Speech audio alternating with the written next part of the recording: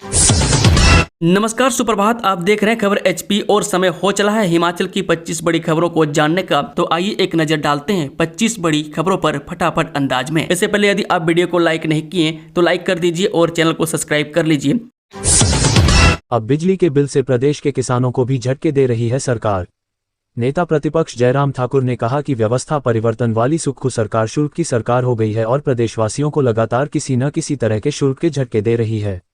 व्यवस्था परिवर्तन वाली सुख की सरकार किसानों को भी बिजली के बिल के झटके दे रही है। सरकार किसानों द्वारा सिंचाई के लिए गए बिजली कनेक्शन के बिजली बिल अब 5 से 6 गुना बढ़ाकर वसूल रही है। ये प्रदेश सरकार की गरीब किसानों के साथ जाती है। खेतों की सिंचाई के लिए इस्तेमाल होने वाले बिजली के बिल में इस प्रकार की वृद्धि लोगों समझ के परे है। किसानों को बिजली के बिल में इतनी वृद्धि पर भरोसा ही नहीं हो रहा है और लोग बिजली घरों के चक्कर लगा रहे हैं। ये किसानों के साथ अन्याय है। पूरे देश में कांग्रेस किसान के नाम पर शोर डालती है और हिमाचल में किसानों के सिंचाई के बिल को 5 गुना बढ़ा देती है। क्या मुख्यमंत्री सिर्फ अपने हवाई वादों में ही किसानों का हितैषी होने का दावा करते हैं?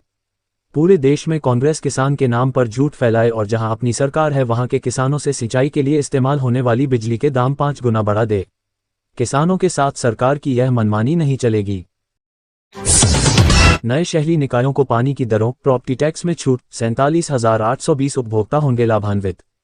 प्रदेश सरकार के एक प्रवक्ता ने आज यहां बताया कि सरकार ने प्रदेश में हाल ही में नवगठित और अपग्रेड हुए शहरी स्थानीय निकायों यूएलबी के अंतर्गत आने वाले लोगों को बड़ी राहत प्रदान की है।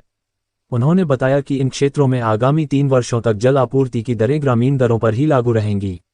ये निर्णय हाल ही शहरी स्थानीय निकायों में शामिल लोगों को सुगम और सहज रूप से शहरी व्यवस्था में शामिल करने के उद्देश्य से किया गया है। उन्होंने बताया कि इस निर्णय से प्रदेश भर के 47,820 उपभोक्ता लाभान्वित होंगे। पानी शुल्क में रियायत के अलावा इन क्षेत्रों के निवासियों को संपत्ति कर में भी छूट प्रदान की गई है। डमटाल में धमाके से टूटे घरों के शीशे, बाल बचे लोग, पंजाब हिमाचल में कड़ा पहरा। पंजाब हिमाचल सीमा पर स्थित थाना डमटाल के अंतर्गत गांव माजरा में शनिवार सुबह 5 बजे के करीब भारतीय सेना ने पाकिस्तान के ड्रोन को मार गिराया। सूचना मिलते ही थाना प्रभारी डमटाल कल्याण सिंह ठाकुर, पंजाब पुलिस तथा अर्धसैनिक बल के जवान मौके पर पहुंचे। उन्होंने तुरंत सेना के अधिकारियों को बुलाया और ड्रोन के अवशेष को जांच के लिए अपने साथ ले गए हैं। ग्राम पंचायत डमटाल के पंचायत भवन के नजदीक मिसाइल गिरने के बाद धमाका इतना जोरदार था कि आसपास के घरों के शीशे टूट गए। मिसाइल डमटाल के साथ लगते जंगल में गिरने से किसी भी तरह का जानमाल का नुकसान नहीं हुआ है। नूरपुर पुलिस के पुलिस अधीक्षक अशोक रतन ने भी मौके का मुआयना किया। सीजफायर के बीच भारतीय वायुसेना का बड़ा बयान, कहा ऑपरेशन अभी भी जारी है। भारत पाकिस्तान सीजफायर के बीच भारतीय वायुसेना का बड़ा बयान सामने आया है। इंडियन एयरफोर्स ने सोशल मीडिया हैंडल एक्स पर पोस्ट करते हुए कहा कि ऑपरेशन अभी भी जारी है। आने वाले समय में इसको लेकर जानकारी दी जाएगी। आईएएफ ने पोस्ट में लिखा, भारतीय वायुसेना ने ऑपरेशन सिंदूर में अपने निर्धारित कार्यों को सटीकता और व्यावसायिकता के साथ सफलतापूर्वक अंजाम दिया है। ऑपरेशन राष्ट्रीय उद्देश्यों के अनुरूप सोच समझकर और विवेकपूर्ण तरीके से संचालित किए गए। क्योंकि ऑपरेशन अभी भी जारी है, इसलिए सही समय पर विस्तृत जानकारी दी जाएगी। इसके साथ ही आईएएफ ने सभी अटकलें लगाने और अनवेरिफाइड जानकारी प्रसारित करने से बचने की अपील की है। पंचतत्व में विलीन हुए बलिदानी पवन कुमार, सैन्य सम्मान के साथ हुआ अंतिम संस्कार। जम्मू कश्मीर के पुंछ सेक्टर में पाकिस्तानी गोलीबारी में जिला कांगड़ा के शाहपुर उपमंडल के जवान सूबेदार मेजर पवन कुमार जरियाल बलिदान हो गए। सिहोलपुरी के रहने वाले 48 वर्षीय पवन कुमार जरियाल 25 पंजाब रेजिमेंट में तैनात थे। शनिवार सुबह करीब 7:30 बजे पाकिस्तानी गोलीबारी में देश के लिए बलिदान हो गए। बलिदानी सूबेदार मेजर पवन कुमार की पार्थिव देह रविवार को दोपहर 2 बजे पहुंची। पार्थिव देह के पहुंचते ही पूरा क्षेत्र भारत माता की जय और पवन कुमार अमर रहे के नारों से गूंज उठा। व्हाट्सएप स्टेटस पर लगाया पाकिस्तान का झंडा, शिमला में गैस सप्लाई का करता है काम, मामला दर्ज।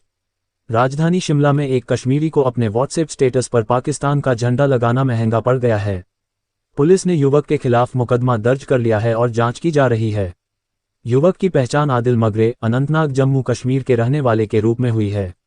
युवक शिमला में गैस सप्लाई का काम करता है। पुलिस ने थाना सदर में भारतीय न्याय संहिता की धारा 196, 197 1 केस दर्ज कर लिया है। कीरतपुर मनाली 4 लेन पर 4 जगह चुकाना होगा टोल, नहीं हटेगा डोहलूनाला टोल प्लाजा, जाने। कीरतपुर मनाली 4 लेन पर नियमित सफर करने वालों के लिए बड़ा झटका है। कुल्लू जिले में 4 लेन पर स्थापित डोहलूनाला टोल प्लाजा नहीं हटेगा। यह एक्ट के प्रावधानों के अनुसार विशेष अनुमति के तहत यहां स्थापित किया गया है। टकोली टोल प्लाजा और डोहलुनाला टोल प्लाजा के बीच दूरी 60 किलोमीटर से कम है, लेकिन पहाड़ी इलाका होने के कारण विशेष स्थितियों को देखते हुए इसकी विशेष अनुमति ली गई है। कीरतपुर मनाली 4 लेन पर 4 टोल प्लाजा स्थापित हैं। इनमें से 3 सुचारू रूप से चल रहे हैं, जबकि कुल्लू जिले में 4 लेन पर बना डोहलुनाला टोल प्लाजा अभी चालू नहीं है। इसे सुचारू रूप से चलाने के लिए NHAI प्रक्रिया अपना रहा है। इससे पहले टकोली टोल प्लाजा को भी आपदा के बाद शुरू किया जा चुका है। ऐसे में अब कीरतपुर मनाली 4 लेन पर देश भर से आ रहे पर्यटक वाहनों समेत स्थानीय वाहन चालकों को 4 जगह टोल शुल्क चुकाना होगा। हिमाचल से उठी मांग, तुर्की से सेब आयात पर प्रतिबंध लगाए सरकार, पाकिस्तान की मदद करने से बागवान खफा। भारत पाकिस्तान तनाव के बीच तुर्की की ओर से पाकिस्तान की मदद करने से हिमाचल के बागवान खफा हो गए हैं। उन्होंने केंद्र सरकार से मांग की है कि तुर्की से सेब समेत हर प्रकार के आयात पर प्रतिबंध लगाया जाए। हिमाचल बोर्ड 10वीं और 12वीं के नतीजे जल्द, जाने संभावित तारीख, पढ़ें अपडेट। हिमाचल प्रदेश स्कूल शिक्षा बोर्ड HPBOSE जल्द ही 2024-25 सत्र के लिए कक्षा 10वीं और 12वीं की बोर्ड परीक्षाओं के परिणाम घोषित करेगा। कक्षा 10 की परीक्षाएं 4 मार्च से 22 मार्च 2025 तक आयोजित की गई थीं, जबकि कक्षा 12 की परीक्षाएं 28 मार्च 2025 तक चली थीं। हालांकि बोर्ड ने अभी तक आधिकारिक तौर पर परिणाम घोषित करने की तारीख साझा नहीं की है, लेकिन उम्मीद की जा रही है कि नतीजे मई के पहले या दूसरे सप्ताह में जारी किए जा सकते हैं। पिछले वर्ष HPBOSE ने कक्षा 12 का परिणाम 29 अप्रैल 2024 और कक्षा 10 का परिणाम 7 मई 2024 को जारी किया था। ऐसे में छात्र अपने रोल नंबर तैयार रखें ताकि परिणाम घोषित होते ही तुरंत चेक कर सकें। पर्यटकों के लिए जल्द बहाल होगा रोहतांग दर्रा, प्रशासन की ओर से तैयारियां शुरू। रोहतांग व बारालाचा दर्रा पर्यटकों के लिए जल्द बहाल होगा। मनाली की ओर से रोहतांग दर्रे तक सड़क बहाल कर दी है, जबकि लाहुल की ओर भी कुछ 1 मीटर ही सड़क से हर्फ हटाना शेष रह गई है। BRO की माने तो 1-2 दिन में रोहतांग दर्रे के दोनों छोर जुड़ जाएंगे। रोहतांग के बहाल होते ही दर्रे में पर्यटकों का मेला लग जाएगा। पर्यटक मनाली से गुलाबा मणि होते हुए रोहतांग जाएंगे और रोहतांग से कोकसर व अटल टनल के दीदार कर बाया सोलंग नाला वापस मनाली आएंगे। रोहतांग दर्रे के लिए मनाली प्रशासन ने ऑनलाइन परमिट बुक करने की सुविधा पहले ही शुरू कर दी है। NGT के आदेशानुसार एक दिन में 800 पेट्रोल व 400 डीजल इंजन वाहन कुल 1200 पर्यटक वाहन ही जा सकेंगे। रोहतांग को भी पर्यटकों के लिए बहाल करने में प्रशासन जुट गया है। अभी रात को बंद रहेंगे HRTC अमृतसर व जम्मू पठानकोट के बस रूट। भारत पाकिस्तान के युद्ध को विराम लग गया है, लेकिन सीज फायर के बाद भी अभी हिमाचल से फिलहाल पंजाब के अमृतसर सहित जम्मू के लिए रात्रि रूट बंद रहेंगे, क्योंकि भारत पाक के बीच अभी तनाव चल रहा है।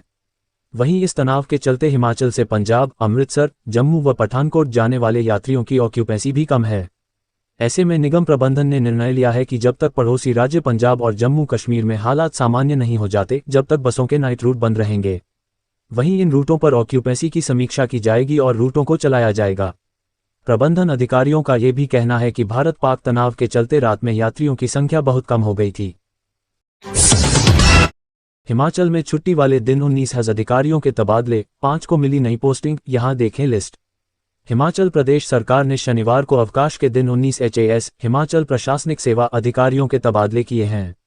इसके साथ ही नियुक्ति का इंतजार कर रहे 5 अधिकारियों को विभिन्न विभागों में तैनाती दी गई, जबकि एक अधिकारी को अतिरिक्त दायित्व सौंपा गया है। मुख्य सचिव प्रबोध सक्सेना की तरफ इसकी अधिसूचना जारी कर दी गई, जिसे तुरंत प्रभाव से लागू माना जाएगा। ड्रोन क्रांति से इट हब बनेगा हिमाचल, युवा भरेंगे कामयाबी की उड़ान। सूचना प्रौद्योगिकी के क्षेत्र में युवाओं के लिए नवाचार और स्वरोजगार के राज्य सरकार द्वार खोल रही है। ड्रोन प्रौद्योगिकी के माध्यम से युवाओं के लिए स्वरोजगार और रोजगार के अवसर सृजित करने की दिशा में कार्य करते हुए प्रदेश के राजकीय औद्योगिक प्रशिक्षण संस्थानों से वर्ष 2024-25 में राज्य के 243 युवाओं ने ड्रोन से संबंधित प्रशिक्षण हासिल कर लिया है, जबकि वर्तमान वित्त वर्ष के दौरान लोगों को ड्रोन टैक्सी सेवाएं उपलब्ध करवाने के लिए प्रदेश सरकार द्वारा कार्ययोजना बनाई जा रही है, जिससे प्रदेश के सुदूर क्षेत्रों में विभिन्न प्रकार के कृषि उत्पाद और दवाइयों इत्यादि की आपूर्ति करने में सहायता मिलेगी। ड्रोन टेक्नोलॉजी इंटरवेंशन से कृषि और बागवानी क्षेत्रों में आधुनिकीकरण के दृष्टिगत जिला हमीरपुर, मंडी और कांगड़ा में ड्रोन स्टेशन स्थापित किए जाएंगे। सरकार के इन प्रयासों से हिमाचल निश्चित रूप से देश का IT हब बनकर उभरेगा। सरकार राज्य में नवाचार को बढ़ावा दे रही है, जिसके दृष्टिगत समग्र ड्रोन इकोसिस्टम की परिकल्पना को साकार करने की दिशा में ठोस प्रयास किए जा रहे हैं। ड्रोन प्रौद्योगिकी कृषि, आपदा प्रबंधन व स्वास्थ्य जैसे क्षेत्रों में अहम भूमिका निभाती है। ग्रीन हिमाचल विजन के लक्ष्य को हासिल करने के लिए प्रदेश में ड्रोन प्रौद्योगिकी को प्रोत्साहित करना नितांत अनिवार्य है। 10 दिनों से पानी की बूंद बूंद को तरसे ग्रामीण, जीना मुहाल। झंडूता उपमंडल की बलघाड़ पंचायत के ऊंचाई पर बसे ठपर गांव में पिछले 10 दिनों से पेयजल आपूर्ति पूरी तरह ठप है। इस गंभीर जल संकट ने ग्रामीणों की जिंदगी को मुश्किल में डाल दिया है। पानी की एक एक बूंद के लिए तरस रहे लोग भारी खर्च पर टैंकर मंगवाने को मजबूर हैं। स्थानीय निवासी सुमन प्रजापति ने अपनी पीड़ा व्यक्त करते हुए बताया कि पानी की समस्या लंबे समय से चली आ रही है, लेकिन अब तो हद हो गई। 10 दिनों से नलों में पानी की एक बूंद भी नहीं आई। इस महंगाई के दौर में हमें पीने का पानी खरीदना पड़ रहा है।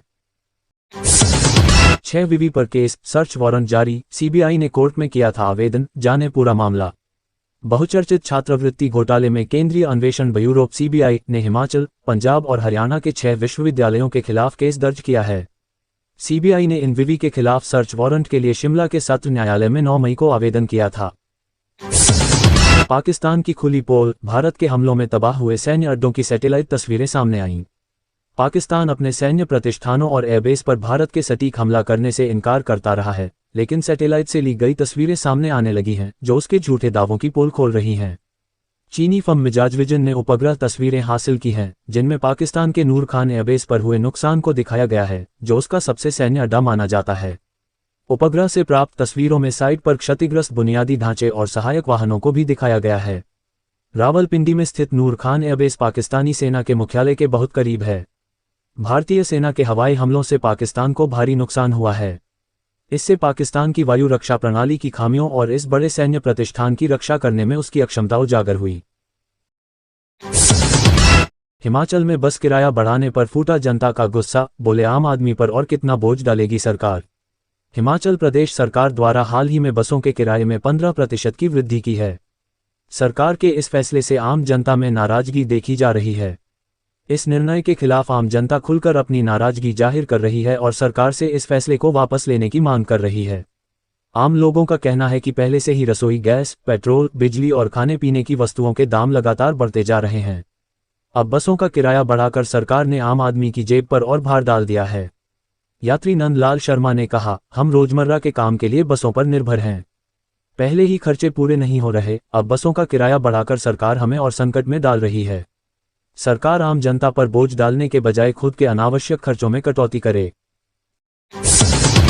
कश्मीर में पढ़ रहे 40 हिमाचली छात्रों के लिए देवदूत बनी एचआरटीसी बस, भारत पाक तनाव के दौरान सुरक्षित घर पहुंचाया। भारत पाकिस्तान तनाव के बीच हिमाचल प्रदेश पथ परिवहन निगम छात्रों के लिए देवदूत बनकर सामने आए। दरअसल कश्मीर में पढ़ रहे 40 हिमाचली विद्यार्थियों को एचआरटीसी बस ने सुरक्षित हिमाचल पहुंचाया है। निगम प्रबंधन से मिली जानकारी के अनुसार 9 मई की सुबह हिमाचल सरकार को सूचना मिली कि प्रदेश के करीब 40 विद्यार्थी कश्मीर में कृषि विश्वविद्यालय और अन्य संस्थानों में अध्ययन कर रहे हैं। ऐसे में एचआरटीसी को ये जिम्मा सौंपा गया कि कश्मीर से बच्चों को सुरक्षित हिमाचल पहुंचाया जाए। जलोरी जोत टनल की अलाइनमेंट को अप्रूवल, केंद्र सरकार ने डीपीआर के लिए स्वीकृत किए 3000 करोड़ रुपए।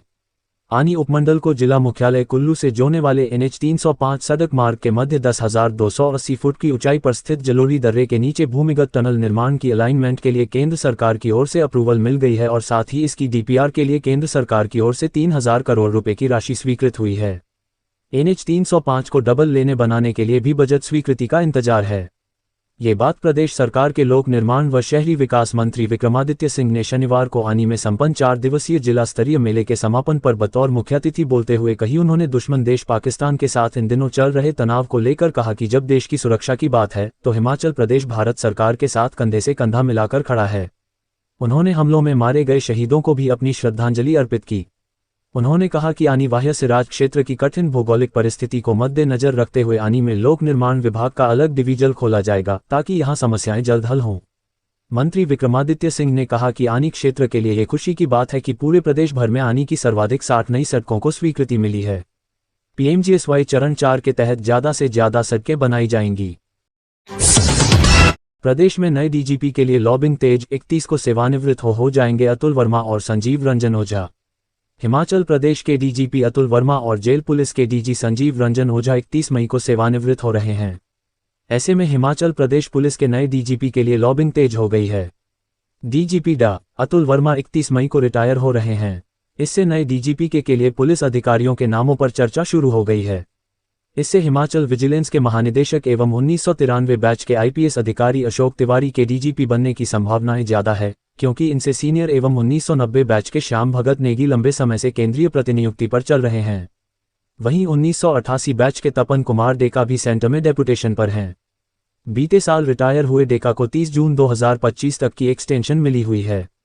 इसी तरह हिमाचल में सेवारत आईपीएस में सबसे सीनियर एवं 1989 बैच के एसआर ओझा भी 31 मई को रिटायर हो रहे हैं। इससे अशोक तिवारी के डीजीपी बनने की संभावनाएं ज्यादा है। अशोक तिवारी से सीनियर श्याम भगत नेगी, अनुराग गर्ग अभी सेंटर डेपुटेशन पर हैं। हिमाचल ने जायका प्रोजेक्ट की एक्सटेंशन मांगी। हिमाचल प्रदेश में वन विभाग के तहत चल रहे जायका प्रोजेक्ट को राज्य सरकार ने आगे बढ़ाने के लिए एक्सटेंशन मांगी है।